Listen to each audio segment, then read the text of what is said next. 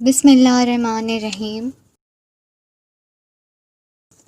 کون سی مخلوق کون سے دن پیدا کی گئی؟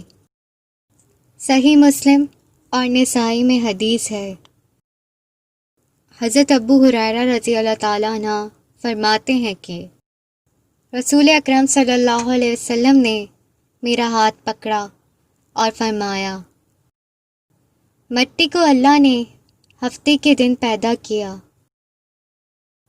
اور پہاڑوں کو اتوار کے دن اور درختوں کو پیر کے دن اور برائیوں کو منگل کے دن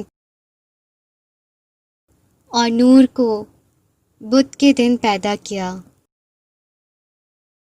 جانوروں کو جمعرات کے دن پیدا کیا گیا اور آدم علیہ السلام کو جمعے کے دن پیدا کیا گیا۔